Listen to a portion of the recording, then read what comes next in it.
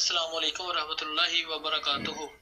غلام مصطفیٰ فیصل آباد سے مفتی صاحب کی بارگاہ میں عرض یہ ہے کہ جب کوئی بندہ اعتکاف پہ بیٹھا ہوا ہو اور اس کا کوئی عزیز رشتہ دار یا کوئی عزیز بھائی باپ یا کوئی اس طرح قریبی فوت ہو جائے تو وہ نماز جنازہ میں شرکت کر سکتا ہے؟ شرعی رہنمائی فرمائیں، مہربانی ہوگی۔ جی وعلیکم السلام ورحمۃ اللہ وبرکاتہ۔ غلام مصطفیٰ فیصل آباد سے سوال پوچھ رہے ہیں کہ اگر کوئی آدمی اعتکاف پہ بیٹھے ہے، اس کا قریبی رشتہ دار فوت ہو گیا تو کیا نماز جنازہ میں وہ شرکت کر سکتا ہے؟ دیکھیں، نماز جنازہ جو ہے یہ فرض کفایہ ہے۔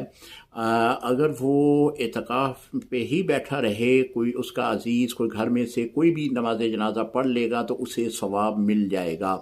اگر اس کا جانا ضروری ہے، کوئی بہت ہی قرب کا رشتہ ہے، تو اس کا اعتکاف ٹوٹ جائے گا۔ اب صورت یہ بنے گی کہ وہ